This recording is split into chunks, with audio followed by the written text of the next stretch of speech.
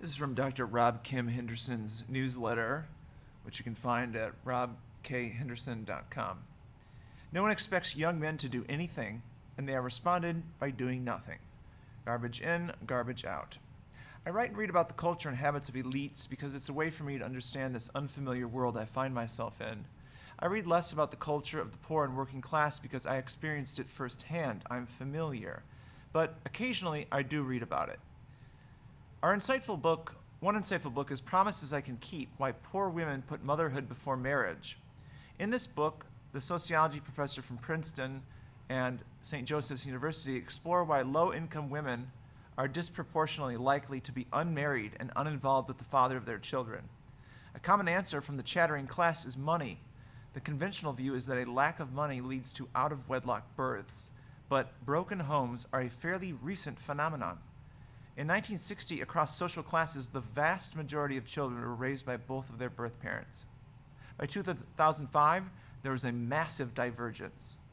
Children living with both biological parents are influent in 1960, and working class families, 95%, and we see this down to 85 and 30%.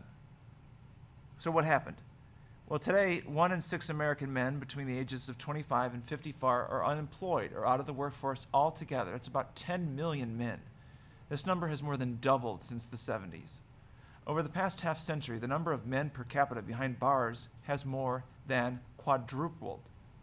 Among white American males in the bottom 30% of socioeconomic status, the number of prison inmates per capita has quintupled since 1975. For those in the top 20% of the socioeconomic status, the rate has remained virtually unchanged.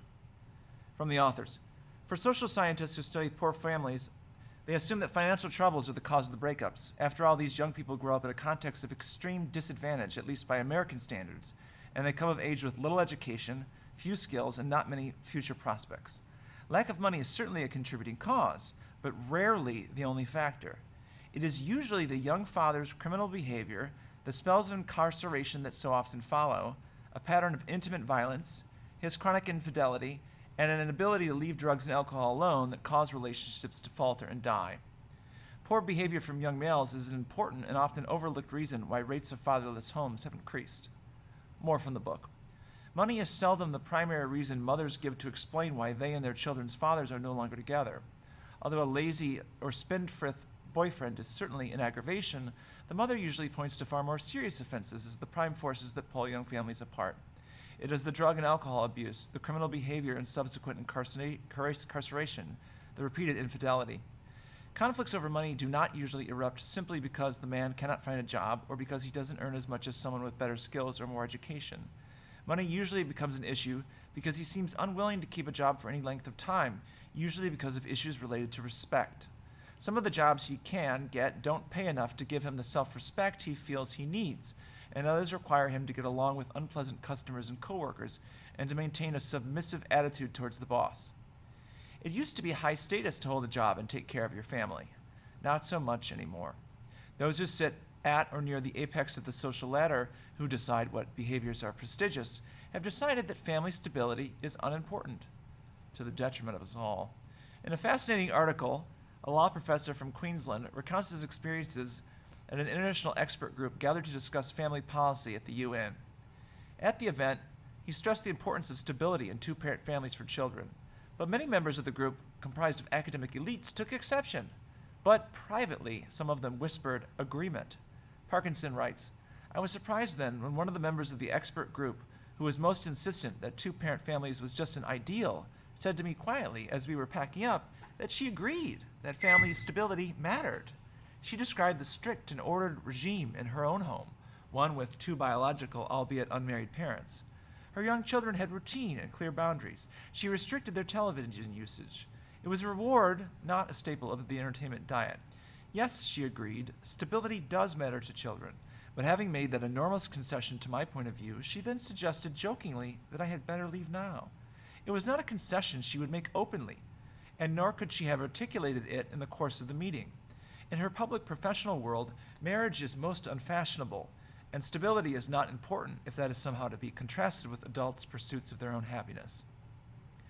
This highly educated and affluent person prioritized stability for her own children, but refused to publicly endorse this same value so that less fortunate children could also benefit from family stability. If you come from poverty and chaos, you are up against three enemies: dysfunction and deprivation, yourself as a result of what the environment does to you, and the upper class who wants to keep you mired in it. The people with the most money and education, the class most responsible for shaping politics and culture and customs, ensure that their children are raised in stable homes, but they actively undermine the norm for everyone else. Returning to Promises to Keep, the authors observe that middle class, referring to those who hold college degrees, determines norms around relationships. Quote, poor unmarried couples try hard to keep it together for the baby, yet they borrow the notions of commitment from the broader culture. And most middle-class couples who are still in the dating phase, even those who cohabit, believe that as long as they are not married, it is acceptable for either partner to walk away at any time and for virtually any reason. Of course, middle-class couples who date or cohabit only rarely have children together. And they go on. Unmarried parents borrow from the norms most closely at hand.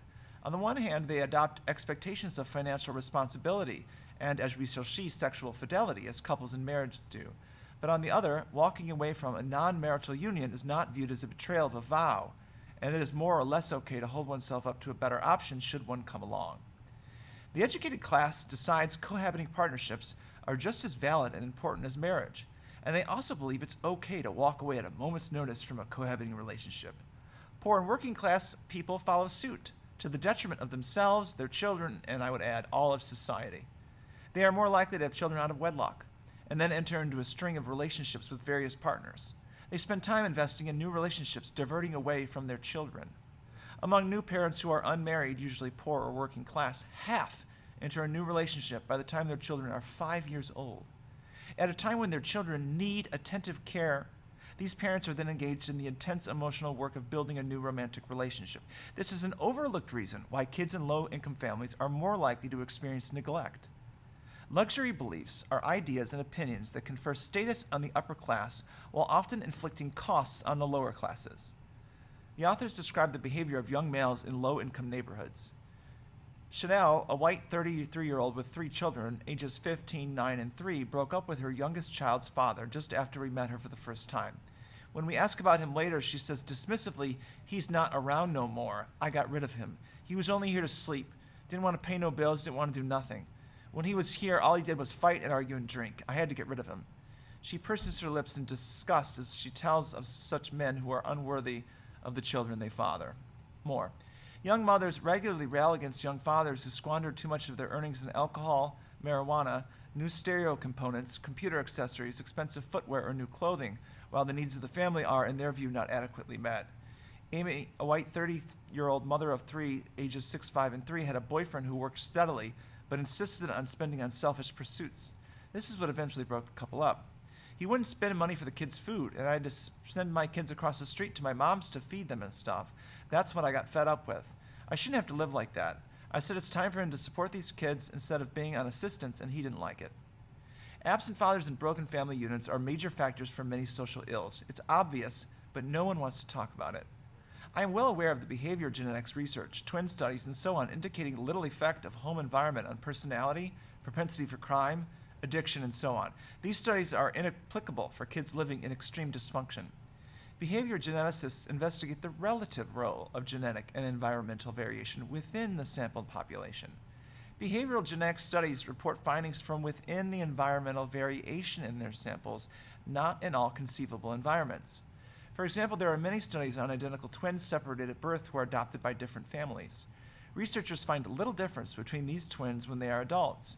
Their personalities, IQ, preferences, and so on are similar. But twins are usually adopted by intact middle-class families. They are typically taken in by married parents with the means to jump through the hoops to qualify for adoption. Additionally, adoptive parents are the kind of people who would adopt, which introduces another layer of similarity. I've yet to see any twin studies with one set of identical twins raised in extremely bad environments and another in good ones. The intelligence researcher Warren has written, quote, "A problem with heritability study samples is that they tend to consist of more middle and upper class individuals than a representative sample would have. Results of behavioral genetics studies will indicate genes are important if a person already lives in an industrialized nation in a home where basic needs are met. It is not clear how well these results apply to individuals in highly unfavorable environments. In a chapter titled Genes and Mind, the psychologist Lycan states, if twins were separated as infants and placed one with a middle-class Minnesota family and the other with an 18-year-old unmarried mother living in the South Bronx in the projects, the twins would surely differ 30 years later. Yes, genes are responsible for human traits and behaviors, but these traits are responsive to social norms and other environmental factors too. Height is 90% heritable, but it is still malleable by the environment. Before Korea was divided, Northerners were taller than Southerners. Today, North Koreans are 6 inches on average shorter than South Koreans. Did their genes change? No, their environment did. Obesity is highly heritable, but the percentage of Americans who are obese has tripled since 1982. Access to food made people change their behavior by eating more. Tobacco use is highly heritable, but the percentage of Americans who smoke has dropped by half since 1982. Strong norms against smoking made people change their behavior by smoking less. Norms were loosened around being an absentee father, so more men took the option, but nobody wants to admit it because it upsets people. Instead, we retreat to discussions of poverty and economics because talking about family and parenting makes people feel weird and judgmental, but young men will do what is expected of them. And a lot did used to be expected. There were social norms to work hard, provide, take care of loved ones, and so on. Today, these norms have largely been dissolved. Young men have responded accordingly. In a fascinating 2012 paper, Sexual Economics, Culture, Men, and Modern Trends, the psychologists Boymeister and Vose wrote, although this may be considered an unflattering characterization, we have found no evidence to contradict the basic general principle that men will do whatever is required in order to obtain sex, and perhaps not a great deal more. One of us characterized this in a previous work as, if women would stop sleeping with jerks, men would stop being jerks. If, in order to obtain sex, men must become pillars of the community, or lie, or amass riches by fair means or foul, or be romantic or funny, then many men will do precisely that. They are speaking specifically about sexual rewards, but this can be applied broadly to social rewards in general. People think that if a young guy comes from a disordered or deprived environment, he should be held to low standards. This is misguided. He should be held to high standards. Otherwise, he will sink to the level of his environment. In contrast, a young male from a stable and affluent background is less in need of external pressure. His options are abundant, and he has fewer harmful distractions. You put a guy in chaotic and impoverished circumstances, and then you decide not to expect anything out of him. How can anyone possibly believe this would lead to anything other than disaster? Of my 5 closest friends in high school, none went to college, 2 went to prison. Young men will do what's expected of them, which today is not much.